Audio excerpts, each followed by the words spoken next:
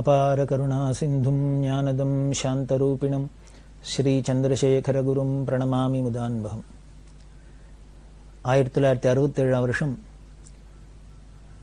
காஞ்சி மகாபிரிவாளும் ஸ்ரீ ஜெயேந்திர சரஸ்வதி சுவாமிகளோட சாதுர்மாசியத்துக்கு ராஜமன்றியில் இருந்தா. கோதாவரி நதி தீரத்தில். அது புஷ்கரமாக வேறு இருந்ததுனால ரொம்ப கோலாகலமாக இருந்தது. ஒரு நாளைக்கு ஒரு பௌர்ணமியில் பெரியவா என்ன பண்ணா, கோதாவரியில் போய் ஸ்நானம் பண்ணிவிட்டு அங்கேயே ஆத்ம பூஜையெல்லாம் பண்ணி அங்கே என்ன பண்ணா, சந்திர அந்த ஒளியில் பௌர்ணமி அன்னைக்கு முழு சந்திரன் பூர்ண சந்திரன் இருக்கும் இல்லையா, அந்த சந்திர ஒளியில் உட்கார்ந்துட்டு பெரியவா அம்பாள் சாஸ்திரநாம பாராயணம் பண்ணுறது இது மாதிரிலாம் பண்ணுவா. அப்படி இந்த கோதாவரி கரையில் நதிக்கரையில் உட்காந்து பண்ணின்னு இருக்கா. இப்படி பெரியவா பண்ணினோன்னு எல்லாம் பக்த ஜனங்கள்லாம் தீவிர உட்காந்து எல்லாம் கூட்டமாக இருக்கா. பெரியவா அந்த ஜபத்தெல்லாம் முடிச்சுட்டு அந்த வந்த பக்தாளில் நீலா சுப்பிரமணியம் அப்படின்னு ஒரு அம்மா. இந்த அம்மா மெட்ராஸில் இருந்தா. குடும்பமே எல்லாரும் பெரியவாள்கிட்ட ரொம்ப பக்தி பரமபக்தி. இந்த அம்மாவும் எங்கே பெரியவா இருந்தாலும் போய் தரிசனம் பண்ணக்கூடியவோ. இவா தியாக பிரம்மம் சிஷ்ய பரம்பரையை சேர்ந்தவா. தியாகராஜ சுவாமிகளோட சிஷ்யர் உமையாள்புரம் கிருஷ்ணாபாகவதர் அப்படின்னு, உமையாள்புரம் சுந்தரபாகவதர் கிருஷ்ணாபாகவதர் அப்படின்னு 2 பேர். அதில் இந்த கிருஷ்ணாபாகவதர் வம்சத்தில் வந்தவர் தியாகராமன் அப்படின்னு, அவரோட பொண்ணு தான் இந்த நீலாங்கிற அம்மா. அந்த பரம்பரையே தியாக பிரம்ம சிஷ்ய பரம்பரையாக இருந்ததுனால இவாளுக்கு எல்லாருக்கும் வீட்டில் சங்கீதம் உண்டு. சங்கீதத்தில் நன்னா பெரிய வித்வான்கள். இந்த நீலாவும் நன்னா வீணை வாசிப்பா. இந்த நீலாவோட அப்பா தியாகராமன், அவரும் பெரிய வீண வித்வான். இவெல்லாம் இப்படி இருக்கிறதுனால அவள் அப்பா நாள்லேருந்தே பெரியவாள்கிட்ட போய் தரிசனம் பண்ணுறது. எப்போ இவா போனாலும் அந்த உமையாள்புரம் கிருஷ்ணாபாகவதர் பரம்பரை தியாகராஜ சுவாமிகளோட நேர் சிஷ்ய பரம்பரை அப்படிங்கிறதுனாலேயே இவாள்கிட்ட வீணை வாசிக்க சொல்லி பாட சொல்லலாம் பெரியவா ரொம்ப கேட்டு ஆனந்தப்பட்டு ரசிச்சுட்டு இருப்பா. இந்த கோதாவரியில் உட்கார்ந்துட்டு இருக்கிறதே பெரியவா என்ன பண்ணினா, பௌர்ணமி சந்திரன் குழுன்னு இருக்கு, நதி தீரமாக இருக்கு. அப்போது இந்த நீலாட்ட சொல்லி நீ வீணை எடுத்துன்னு வந்து வீணை வாசி அப்படின்னா. இப்படி போகிறதெல்லாம் வீணை வாசிக்க சொல்லி பெரியவா சொல்லி இந்த அம்மாவும் வாசித்து கைங்கரியம் பண்ணிக்கா. அதேமாதிரி சந்திரமௌலீஸ்வரர் பூஜை நடக்கிறது, இந்த அம்மா வீணை கைங்கரியம் பண்ணுறது எல்லாம் நடந்துட்டு இருக்கு. அந்த ஏகாந்தமான சூழ்நிலைக்கும் நதி தீரத்துக்கும் கோதாவரி கரைக்கும் பெரியவா சந்நிதிக்கும் பூர்ண சந்திரன் அந்த ஒளிக்கும் இந்த பக்த கூட்டங்களுக்கு நடுப்புற இந்த வீணாகானம் பண்ணுறது அப்படி தேவகானமாக கந்தர்வகானமாக இருந்தது. இந்த அம்மா வீணையெல்லாம் வாசிச்சா. இப்படி வீணையெல்லாம் வாசித்து கேட்டுருந்ததுக்கு அப்புறம் பெரியவா வீணையோட மகத்துவத்தை பற்றி பெரியவா ஒரு சின்ன உபன்யாசம்னு சொல்லலாம் பண்ணினா. இந்த வாத்தியங்களில் வீணை அப்படிங்கிறது ரொம்ப தெய்வீகமான வாத்தியம். அதுக்கு வேதாந்த ரீதியாக இந்த யோக சாஸ்திரத்தில் அதுக்கு பல உதாரணம்லாம் சொல்லப்பட்டிருக்கு. அது எவ்வளவு தத்துவார்த்தம் நிறைஞ்சது அப்படின்லாம் இந்த வீணா வாத்தியத்துக்கே சொல்கிறா.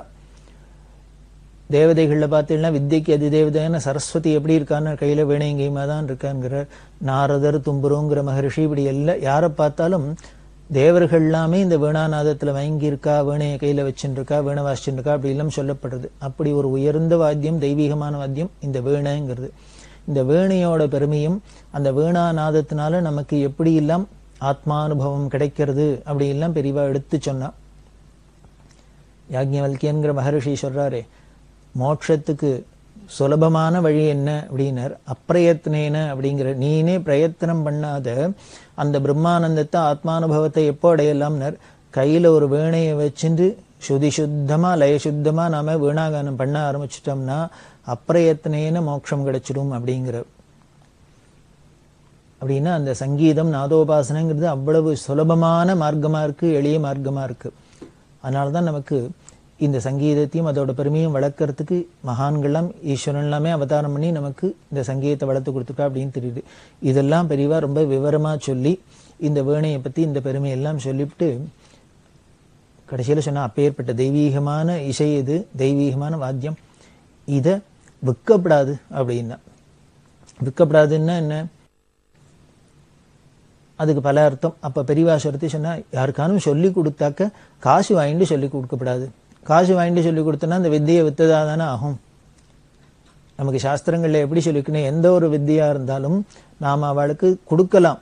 கொடுத்ததுக்கு அப்புறம் கடைசியில் அவளாவே ஏதானும் குருதட்சிணை கொடுப்பாளே வழிய நாம் இனிமேல் மாதம் மாதம் இந்த காலத்து மாதிரி ஃபீஸ் வாங்கிட்டு கொடுக்கறது, வித்தியை சொல்லி கொடுக்கறது அப்படிங்கிறதுலாம் நமக்கு சாஸ்திரத்தில் அது மாதிரி பழக்கமே இல்லை. நமது தேசத்தில் முன்னெல்லாமும் அப்படியும் இல்லை. அதனால இந்த வீணையை வைக்கக்கூடாது அப்படி எல்லாம் சொல்லிட்டு பெரியவா முடிச்சுட்டா. சின்ன பெரியவா எழுந்துன்னு போயிட்டா, மடத்துக்கு வந்துட்டா. இதை கேட்டு அந்த நீலாவுக்கு ரொம்ப மனசு வருத்தமா இருந்தது. ஏன்னா இந்த அம்மா வீணை டியூஷன் சொல்லி கொடுக்குறா, அதுல வரத்துல ஜீவனம் வருமானம் வச்சுட்டு இருக்கா. என்னது பெரியவா அப்படி திடீர்னு விற்கப்படாது, வித்தா தோஷம்ட்டு போயிட்டாளே அப்படின்ட்டு இந்த அம்மாவுக்கு அழுக வந்துடுத்து, பயம் வந்துடுத்து. நாம இப்படி பண்ணிட்டு இருக்குமே என்ன பண்றதுன்னு. ஆனா இந்த அம்மா வீணை டியூஷன் சொல்லி கொடுக்கறது, அதுக்கு அவ ஏதோ சம்பாவனை பண்றது எல்லாமும் பெரியவாளோட உத்தரவு பேர்ல தான் பண்ணியிருக்கா. இந்த அம்மாவாவே பண்ணல, பெரியவாளோட உத்தரவு பேர்ல தான் பண்ணியிருக்கா. பெரியவா ஒரு தரம் சொன்னா, அதாவது இவாளுக்கு ஒரு தியாக பிரம்ம சிஷ்ய பரம்பரையா இருக்கு. இந்த அம்மா வீணையில பெரிய விதுஷகியா இருக்கா, எல்லாம் பண்ணியிருக்கா. இந்த வித்வத்தை வச்சுட்டு ஒரு சில இடங்களை கச்சேரி எல்லாம் பண்ணியிருந்தா.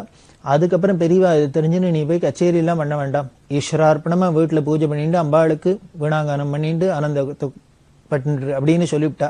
அதுக்கப்புறம் கச்சேரிக்கு போறதெல்லாம் விட்டுவிட்டா. அதுக்கப்புறம் பெரியவா சொன்னா, நீ யாருக்கானு கத்துக் கொடுக்கணும்னா வீடு வீடா போய் நீ கத்துக் கொடுக்கப்படாது. அதாவது என்ன, நீ போய் அந்தன போய் வீடு வீடா போய் சொல்லிக் கொடுக்க வேண்டாம் நீனா. அப்ப என்ன பண்ணலான்னு, யாரானு வந்து உங்ககிட்ட கத்துக்கணும்னு ஆசைப்பட்டு இதோட பெருமை தெரிஞ்சு உன்னோட வித்வத் தெரிஞ்சு உன்னை வந்து நாடி வந்து வீட்டுல வந்து சொல்லிக்கிறேன்னா அவளுக்கு சொல்லிக் கொடு அப்படின்னா. இது பெரியவா உத்தரவு தான். நீனாவே போய் நான் சொல்லித்தரேன்னு எங்கேயும் போக வேண்டாம். யாரானு வந்து உங்ககிட்ட கேட்டா சொல்லி கொடுத்தா சொல்லிண்டா சொல்லிக் கொடு. அதுக்கு அவ ஏதானும் கொடுத்தாள்னா ஃபீஸ் கொடுத்தாள்னா வாங்கிக்கோ. நீனாவே இத்த கொடு அத்த கொடுன்னு ஸ்ட்ரிக்டா கேட்கப்படாது. அவளாவே ஏதானும் சம்பாவனை பண்ணினா வாங்கிக்கோ அப்படின்னு தான் சொல்லியிருக்கா. இது இப்ப இந்த நீலா அம்மாக்கு இது மாதிரிலாம் சந்தேகம் வந்துடுத்து. பெரியவா இன்னைக்கு திடீர்னு காசுக்கு வைக்கப்படாது, பணம் கொடுத்தா வாங்கிட்டு வேணாம் வாசிக்கப்படாது, சொல்லித்தரப்படாதுன்னு சொல்றா. ஆனா பெரியவா தான் நமக்கு முன்ன உத்தரவு பண்ணியிருக்கா. நீ வெளியில போய் சொல்லித்தரோண்டா, யாரானும் வந்தா வீட்டுக்கு வந்தா சொல்லிக் கொடு, ஃபீஸ் வாங்கிக்கோன்னு சொல்லியிருக்கா. இப்படி ஆயிடுத்து. இப்ப பெரியவா அப்படி சொல்றாளே, நம்ம வாங்கிட்டது இத்தனை நாள் வாங்கிட்டது சரியா தப்பா அப்படின்னு ஒரே கவலையா பிடித்து துக்கமா பிடித்து அழுக வந்துடுத்து. ராமுழுக்களும் தூக்கம் இல்லை. வெடிகாரத்தாலே எந்திருந்து பெரியவா தங்கி இருக்கிற அந்த மடத்துல சந்திரமௌலீஸ்வரர் பூஜை கிட்ட கட்டில போனா அங்க மேலூர் மாமா அப்படின்னு பூஜை கிட்ட பாத்துக்கிறவர். வேற ஒத்துருமே இல்லை, இன்னும் பெரியவாளே வரல. ராமுழுக்களும் தூக்கம் இல்லாதனால சீக்கிரமே காலங்காரத்தால வெடிகாரத்தால போயிட்டா. உடனே வேலூர் மாமா பார்த்துட்டு சொன்னார், ஏக்கு வெறுமனை நிற்கிற, காலங்காரத்தால இருக்கு, அம்பாளுக்கு சந்திரமௌலீஸ்வருக்கு வீணையை எடுத்து வாசிய அப்படின்னு. சரி அவர் சொல்றாரே அப்படிங்கிறதுனால வீணையை எடுத்துன்னு வாசிக்க ஆரம்பிச்சா.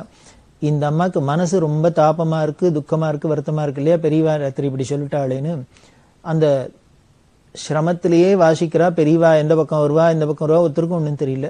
இந்த அம்மா பாட்டுக்கு வாசிச்சு நிற்கிறதே பார்த்தா திடீர்னு எய்தாப்புல பெரியவா வந்து நின்னுட்டா. கூட்டங்கள் இல்லாம பெரியவா எந்த பக்கமா வரப்போறா அப்படின்னு அங்க எல்லாம் ரெடியா நின்று இருக்கு. பெரியவா இந்த பக்கமா இந்த வீணை வாசிக்கிற இடத்துல இங்கே வந்துட்டா. பெரியவா அப்படிதான் எப்பொழுதுமே, எந்த பக்கத்துல வெளியில வருவா எந்த பக்கத்துல உள்ள போவா ஒருத்தராலையும் ஒண்ணுமே ப்ரிடிக்ட் பண்ண முடியாது.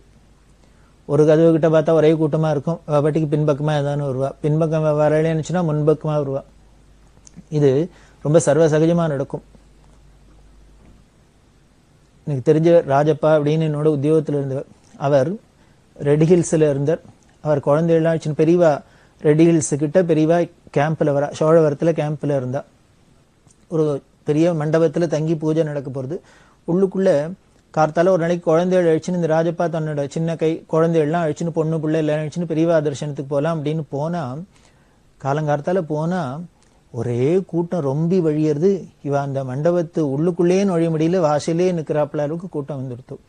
இவர் பார்த்தார், உள்ளுக்குள்ளே ஏதோ மேடையில பெரியவா பூஜை பண்ண போறா, இத்தனை கூட்டம் ரொம்ப வழியறது, நம்ம பெரியவாளை கிட்டக்கெல்லாம் இங்கே தரிசனம் பண்ண போறோம், நம்மளால இப்ப முடியாது, இங்கேருந்தே கன்னத்துல போட்டுக்க வேண்டியதான் அப்படின்லாம் நினைச்சுன்னு இந்த குழந்தைகளை வேற அழிச்சுன்னு வந்திருக்கோம் அப்படின்னு நின்றுட்டே இருக்கிறதே வாசல்ல பார்த்தா திடீர்னு பின்பக்கமா எல்லாரும் நறுங்க நறுங்க வழி விடுங்க வழி விடுங்க வழி விடுங்க அப்படிங்கிற. பார்த்தா பெரியவா இங்கே ஸ்நானம் பண்ணிவிட்டு வாசலேந்து வாச வழியால உள்ளுக்குள்ள போறா பூஜை கட்டுக்கு. இவர் வாசல்ல வெளியில நின்னதுனால அப்படி பெரியவா உள்ளுக்குள்ள போறதையும் முதல்ல இவருக்கு தரிசனம் குடிச்சிட்டு கிட்டக்க பக்கத்துல. இதுதான் பெரியவாளோட லீலை. நம்ம அவர் கிடைக்கவே மாட்டார், எங்கேயோ இருக்கிற தூரத்துல இருக்க எட்டி இருக்க நமக்கு கிட்டக்க பார்க்க முடியாது அப்படின்னா உடனே நம்ம கிட்டக்க வந்துருவார், தரிசனம் கிடைச்சிடும். சரி இவர் நம்ம எப்ப நினைச்சாலும் தரிசனம் பண்ணிடலாம் அப்படின்னு நினைச்சுட்டு போனோம்னா பார்க்கவே முடியாது. இன்னொரு பக்தர் ஐஏஎஸ் ஆபீசரா இருந்தார். அவர் என்ன பண்ணார், அடிக்கடி மடத்துக்கு வருவார், கைங்கரியெல்லாம் பண்றவர், பெரியவா சொல்லி பல கைங்கரியெல்லாம் பண்ணியிருக்கார். அவர் ஆஃபீஸில் ஒரு ஃப்ரெண்டு சொன்னார், எனக்கு பெரியவாளை தரிசனம் பண்ணணும்னு ஆசையாக இருக்குது அப்படின்னா, அவருடனே இதுனே பெரிய காரியம், என்னோட வா, ஃபர்ஸ்ட் கிளாஸாக தரிசனம் பண்ணலாம் அப்படின்னு அவர் சொல்லி அழிச்சுன்னு வந்தார். காஞ்சிபுரத்துக்கு வந்தால் பெரியவா தேனம்பாக்கத்தில் இருக்கா அப்படின்னா, அங்கே போனாக்க பெரியவா காணும். இந்த அழிச்சுன்னு வரத்துக்கு முன்னால் அந்த வந்த பக்தர், ஆசைப்பட்ட பக்தர் என்ன சொன்னார், நாளைக்கு நீங்கள் காஞ்சிபுரம் போகிற உங்களோட வந்தால் சீக்கிரம் தரிசனம் பண்ணலாம், ஆனால் நான் சாயந்தரம் 4 மணிக்குள்ளே வந்துடணும், இங்கே மெட்ராஸ்க்கு வந்து நான் அதுக்கப்புறம் ஊருக்கு போகணும், எனக்கு அதனால் அதுக்குள்ளே போயிட்டு வரலான்னா நான் உங்களோட வரேன் அப்படின்னார். அதுக்கு இந்த ஐஏஎஸ் ஆஃபீஸர், அதெல்லாம் என்னையா, கரெக்டாக நம்ம இங்கேருந்து 10 மணிக்கு கிளம்பினோன்னா 12 மணிக்கு அங்கே போகலாம், உடனே தரிசனம் பண்ணிவிட்டு அங்கே சாப்பிட்டுட்டு 1 மணி 2 மணிக்குள்ளே இங்கே திரும்பி வந்துடலாம், என்னோட வர உனக்கு என்ன கவலை அப்படின்னு சொல்லி அழிச்சுன்னு வந்திருக்கார். இங்கே தேனம்பாக்கத்தில் வந்தால் பெரியவா இல்லை, எங்கேயோ கரெக்டால கிளம்பி போனா அப்படின்னா, எங்கே போனான்னா தெரியல, ஏதோ உபனிஷத் பிரம்மேந்திர மடத்துக்கு போயிருக்காளோ என்னமோ அப்படின்னா, இன்னும் பெரியவா சொல்லிட்டா போவா. நேரம் உடனே அங்கே போனாக்க அங்கே சொன்னால் இல்லை இல்லை வந்தால் வந்துட்டு உடனே எங்கேயோ இந்த பக்கம் போனா, எங்கே போயிருப்பான் தெரியல, கீழம்பி போயிருப்பா போல இருக்கு அப்படின்னு உடனே கீழம்பிக்கு துரத்தின்னு போனா. அங்கே வந்து பார்த்தா இல்லை இங்கே வரப்போறான்னு சொன்னா, ஆனால் வரல, எங்கே போயிருக்கான்னு தெரில அப்படின்னு உடனே மடத்துக்கு வந்தா. இப்படியே சுத்தர தேனம்பாக்கமாச்சு, உபனிஷத் பிரம்மேந்திராள் மடம் ஆச்சு, கீழம்பியாச்சு, இப்போ காஞ்சிபுரம் மடத்துக்கு வந்தாச்சு. அதாவது கிழக்க மேற்க தெற்க வடக்க 4 திக்கும் சுத்தியாச்சு. இப்போ மணி கிட்டத்தட்ட 1 மணி ஆயிடுத்து. பெரியவா எங்கே இருக்கானே வேற பவுட்ஸே தெரியல.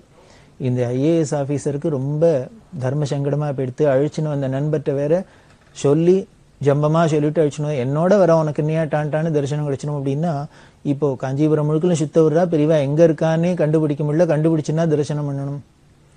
இவருக்கோ திரும்பி 4 மணிக்குள்ள ஊருக்கு வரணும்னு வேற சொல்லியிருக்கார். இதுக்கப்புறம் இனிமேல் எங்கே இருக்கான்னு கண்டுபிடிச்சு பெரியவாளை தரிசனம் பண்ணிட்டு ஊருக்கு போகிறதுக்கு நேரம் ஆயிடும் அப்படின்னு அவளுக்கு தோணித்து. என்ன பண்ணுன்னு தெரியல, சரி தரிசனம் இல்லைன்னா திரும்பி போயிடலாம் அப்படின்னு நினச்சிட்டு இருக்கிறதே, இவா என்ன பண்ணினா பஸ் ஸ்டாண்டுக்கு வரலாம் அப்படின்னு வந்து அப்படி வர வழியில் பார்த்தா குமரக்கோட்டம்ங்கிற இடத்துலேருந்து பெரியவா இறங்கி வந்துட்டு இருக்கா. பார்த்தோன்னு இவன் உடனே திடீர்னு போனால் நமஸ்காரம் பண்ணினா தரிசனம் ஆயிடுத்து. தரிசனம் ஆனோன்னு பெரியவா முதல்ல கேட்குற கேள்வி, தேடின்னு ரொம்ப அலைஞ்சுட்டியோ அப்படின்னு இந்த ஐஏஎஸ் ஆஃபீஸர்கிட்ட கேட்குறா. அவருக்கு ஒரே கண்ணால் தண்ணி தண்ணியாக வந்துடுத்து, தரதரையாக தண்ணி வந்து, மன்னிச்சுக்கணும், நான் ஏதோ மனசுக்குள்ளே ஒரு பெருமிதம் அடைஞ்சுட்டேன். நேற்றுக்கு அவர்கிட்ட சொன்னதுக்கு என்னோட வந்தால் உனக்கு என்னையா டான்டான்னு தரிசனம் பண்ணலாம் அப்படின்னு நினச்சின்னு சொல்லிட்டு வந்ததுக்கு இங்கே பெரியவா இந்த அலைய விட்டுட்டா. இது எதுக்கு சரி அப்படின்னு, நம்ம எங்கேயோ உள்ளுக்குள்ளே அங்கே தானே இருக்க போகிறா, நமக்கு தரிசனம் கிடைக்காது அப்படின்னு நினச்சின்னு இருக்கிற ராஜப்பாக்கு பின்னாலேயே வந்து நின்றுட்டு நறு பின்னாலே வந்து முதல்ல தரிசனம் கொடுக்குறதா இருக்கும். நம்மளோட வந்தால் நம்ம முதல்ல தரிசனம் பண்ணலாம் அப்படின்னு நினச்சிட்டா அவள் எங்கே இருக்கானே தெரியாத ஒரு முக்கெல்லாம் அலையிறாப்புலையும் இருக்கும். அதனால் அவள் எப்படி நம்மளை கிட்டக்கு அழிச்சுன்னு வந்து தரிசனம் கொடுக்கறதோ இல்லை விளக்குறதோ எல்லாமே அவளோட சங்கல்பம் அப்படின்னு தெரியுது. இதில் நமக்கு என்னென்ன, நம்மளோட பாவம் இல்லாத நமக்கு நிஜமான பக்தி இருந்ததுன்னா போகிறோம். நம்ம ஒன்றும் அங்கே பெருமைப்படுறதுக்கோ கர்வப்படுறதுக்கோ எதுவும் இல்லை. அப்படி ஒரு சௌலபிய மூர்த்தி. அதை போல தான் இந்த வேண நீலாக்கும் இப்போ என்ன பண்ணினான்னு, பெரியவா சொல்லி தான் எல்லாம் பண்ணியிருக்கு. ஆனால் இன்னைக்கு பெரியவா அப்படி சொல்லிட்டாளே அப்படின்னு நினைச்சிண்டு சந்திரமௌலீஸ்வரர் சந்நிதியில் வேண வாசிச்சுட்டே இருக்கிறதையே பெரியவா நேராக அங்கே வந்துட்டா. ஜனங்கள்லாம் வெளியில் எங்கேயோ காத்துட்டு இருக்கு. வந்தா பெரியவாளை பார்த்தோன்னே இந்த அம்மாவுக்கு சடக்குன்னு தூக்கி ஆறு போட்டது, வேணையை நிறுத்தினா எழுந்துட்டு வந்தனம் பண்ணினா. இந்த அம்மாவுக்கு பெரியவா அப்படி சொல்லிட்டான்னு மனசுல வருத்தமா இருக்கு, தாபமா இருக்கு, ராத்திரியில அழுதுருக்கா இல்லையா, அது முகத்துக்கு காமிச்சு கொடுக்கறது, அகத்தழு முகத்துலன்னு. பெரியவா என்ன வருத்தமா இருக்க, என்னாச்சு உனக்கு, என்ன கஷ்டம் அப்படின்னு இந்த அம்மா சொன்னான். நேற்றுக்கு பெரியவா அது மாதிரி ராத்திரி கோதாவரி கரையில் சொல்றதே வீணை வாசிச்சோன்னு இப்படி சொன்னா, வீணை வைக்கப்படாதுன்னு சொன்னா, காசிக்கு சொல்லி கொடுக்கப்படாதுன்னு சொன்னா. ஆனால் எனக்கோ ஜீவனத்துக்கு அப்படிதான் இருந்தது, பண்ணின்னு இருக்கேன், எனக்கு அது தப்பா தோஷமானு தெரியல, கவலையா இருக்கு அப்படின்னு அழுத. பெரியவா சொன்னா, நான் சொல்லி தானே நீ பண்ற அப்படின்னு. ஆமாம் பெரியவா உத்தரவு பண்ணி தான் சொன்னா. நான் என்ன உத்தரவு பண்ணேன்னு, நீனாவே போய் யாருக்கும் நான் சொல்லித்தரேன், இப்போ இந்த பணம் கொடுங்க அந்த பணம் கொடுங்கன்னு கேட்காத சொல்லாத, யாரானும் வீடு தேடி வந்து நான் கற்றுக்கிறேன்னு சொன்னாக்க கற்றுக்கொடு, அவள் ஏதானும் கொடுத்தாக்க வாங்கிக்கோன்னு சொன்னேன். ஏன்னா இந்த அம்மாவுக்கு அது ஜீவனத்துக்கு ரொம்ப முக்கியமாக இருந்ததுனால வாங்கிக்கோன்னு சொன்னேன். அப்போது நான் சொல்லி தானே நீ பண்ணுற, அப்புறம் உனக்கு என்ன கவலை, அதில் என்ன லாபலன்னா இருந்தாலும் நான் பார்த்துக்கிறேன், நீ கவலைப்படாது. உன் ஜீவனத்துக்கு அது ஒரு வழியா இருக்கு, அதனால நான் சொல்லித்தானே பண்றேன், அதனால ஒரு பாவம் இல்லை, அது அப்படி இருந்ததுன்னா நான் பார்த்துக்கிறேன், கவலைப்படாத, நீ அப்படியே பண்ணிட்டு அப்படின்னு ஆறுதல் சொன்னா. இது அந்த அம்மாவுக்கு இப்பதான் மனசுல இருந்த அந்த பயம் பீதி போய் தெளிவு ஏற்பட்டது. ஒருத்தர் ரிட்டையர் ஆயிட்டார், ஏதோ உத்தியோகத்துல இருந்து ரிட்டையர் ஆயிட்டார், ஒன்றும் பெருசா ஒன்றும் வசதியெல்லாம் இல்லை. பெரியவாள்கிட்ட வந்து அழுத, நான் இத்தனை நாள் உத்தியோகத்துக்கு போயிட்டேன், அப்படி உத்தியோகத்துக்கு போயும் ஒன்றும் பெருசா காசு பணம் எல்லாம் சேர்ந்துள்ள, ஜீவனத்துக்கும் ஒன்றும் பெருசா சேரல, எனக்கு இகத்துக்கும் இல்லை பரத்துக்கும் இல்லாத இருக்கு அப்படின்னு. அதாவது இங்க இருக்கிறதுக்கு ஏதாவது சௌரியமா காசு பணம் இருக்கான்னா அதுவும் இல்லை. சரி, இப்படி உத்தியோகம்னுக்கு இதுக்கே அலையாத, காசு பணத்துக்கு அலையாத, ஏதானும் சத்சங்கத்துக்கு அலைஞ்சு தர்ம காரியங்கள் பண்ணி நல்லது பண்ணி பரத்துக்கான ஏதானும் புண்ணியம் சேர்த்துட்டேன்னா அதுக்கும் இல்லை. ஆஃபீஸ் உத்தியோகத்துல இருக்கிறதே இதுக்கு நல்லதுக்கெல்லாம் டைம் இல்லாத போயிடுத்து. இப்படி நல்லது பண்றதுக்கு டைம் இல்லாத இருந்து இந்த ஜீவனம் பொழப்ப பார்த்தும் அதுலயுமே நிறைய காசு பணம் குமிஞ்சுதானா அதுவும் இல்லை. அதைத்தான் வருத்தப்பட்டு இவர் சொன்னார், இகத்துக்கும் இல்லை பரத்துக்கும் இல்லைன்னு ஒன்னுத்துக்கும் இல்லாத போயிடுத்து, நான் எப்படி கடத்தேற போறேன்னு தெரியல, பெரியவாதான் கதி அனுகிரகம் பண்ணணும்னு. பெரிய உடனே பெரிய அவர்கிட்ட சொன்னா, அதனால என்ன கவலைப்படாத, நீ ஒண்ணு பண்ணு, ஒரு காவேரி கரையில ஏதோ எத்தனையோ கிராமங்கள்லாம் இருக்கு, அந்த கிராமத்துல வீடெல்லாம் கிராமத்துல எல்லா இடத்துலயும் வீடெல்லாம் இருக்கு. அவ அந்த இருந்தவாள்லாம் என்ன பண்ணிட்டா, உத்தியோக நிமித்தம் பட்டணத்துக்கெல்லாம் போயிட்டா, அந்த வீடெல்லாம் அப்படியே கிடக்கு, பழடிஞ்சுன்னு கிடக்கு. நீ இது மாதிரி ஏதானும் காவேரி தீரத்துல இருக்கிற ஒரு இடத்துல போய் யாரானும் அந்த வீட்டுக்காராள்கிட்ட கேளு, நீ அங்க போய் இருந்து அதை பெருக்கி தொடச்சு ஒரு விளக்கேத்தி வச்சு வீட்டை பாத்துக்கிறேன்னாலே அவ ஃப்ரீயாவே கொடுப்பா. ஏன்னா அவ ஒண்ணுமில்லாத பூட்டி போட்டு வச்சுக்கிறதுக்கு யாரானும் அதை புழங்கிருந்தா அது ஒரு நல்லது தானே. அப்படி இருக்கிறவளை பார்த்து இது மாதிரி ஒரு வீடு பார்த்து அங்க போயிட்டு பக்கத்துல காவேரியில ஸ்நானம் பண்ணு, நிச்சயம் எல்லா கிராமத்திலையும் கோவில் இருக்கும், சிவன் கோவில் இருக்கும், பெருமாள் கோவில் இருக்கும், எல்லாமே இருக்கும். நீ காவேரி கரையில போய் ஸ்நானத்தை பண்ணிவிட்டு நன்னா சஹஸ்ராவர்த்தி காயத்ரியை பண்ணு, கார்த்தால ஒரு கோவிலுக்கு போ, சாயந்தரம் ஒரு கோவிலுக்கு போ, இப்படி 2 கோவில்ல போய் தரிசனம் பண்ணு. அங்க போய் உனக்கு தெரிஞ்சது ஏதோ பாராயணம் பண்ணு, சஹஸ்ரநாமம் என்ன தோன்றதோ உனக்கு பாராயணம் பண்ணு. இப்படி ஏதானும் ஒரு பகவன் நாமா வச்சொல்லு, ஒண்ணும் இல்லையா ராம ராமா கிருஷ்ண கிருஷ்ணா சிவ சிவான ஜபம் பண்ணிட்டு இருக்கலாமே.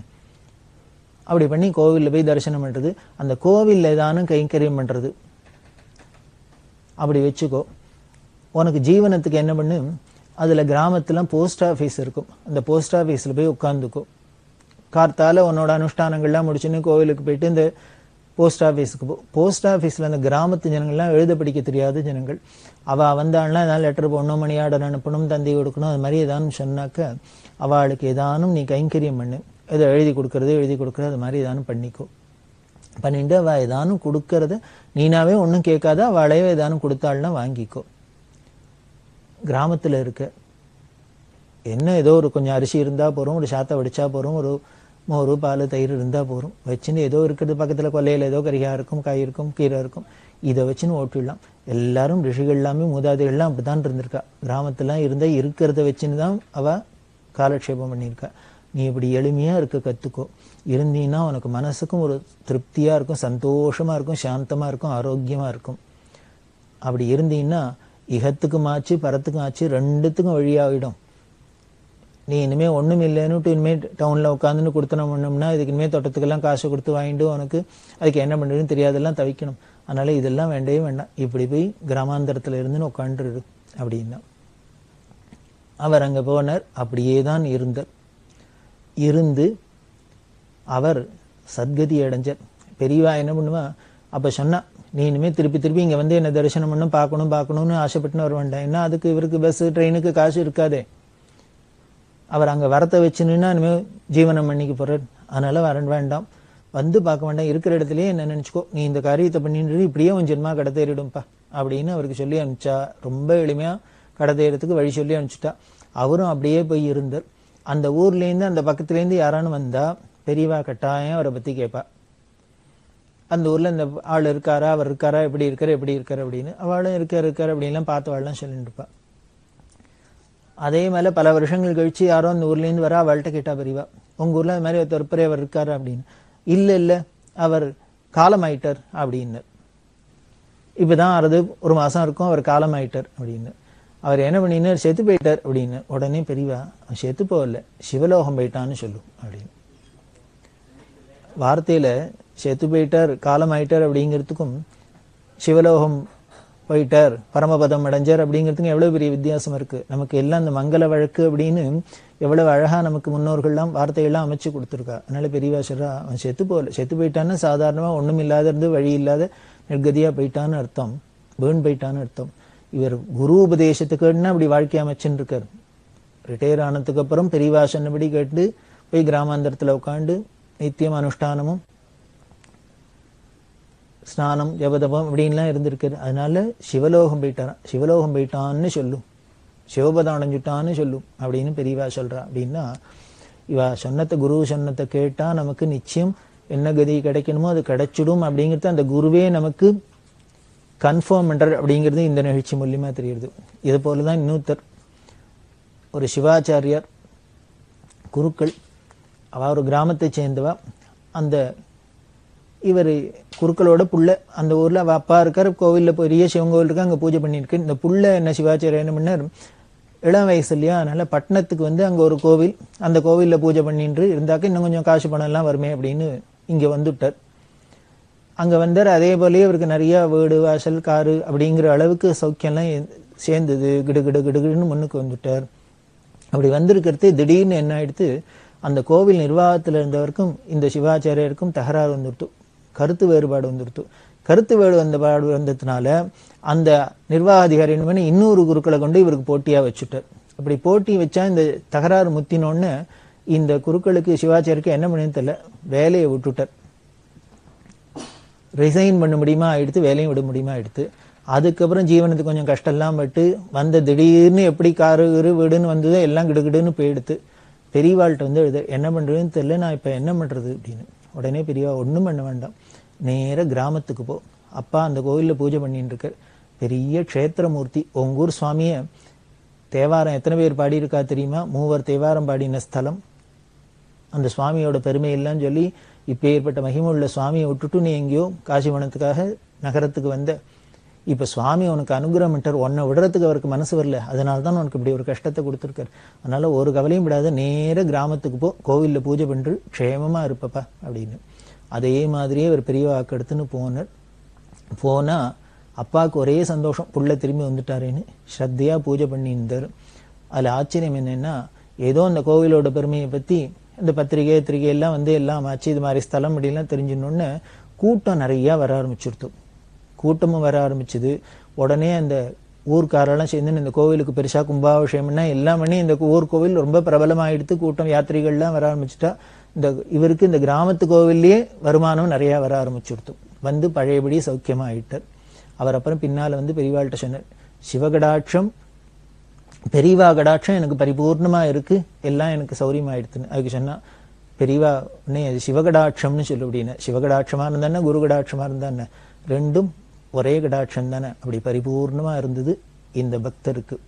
இது எதுக்கு சொல்றேன்னா, பெரியவாசரத்தை கேட்டு நாம பண்ணினோம்னா நமக்கு அந்த அனுகிரகம் பூர்ணமா இருக்குன்னு தெரியுது.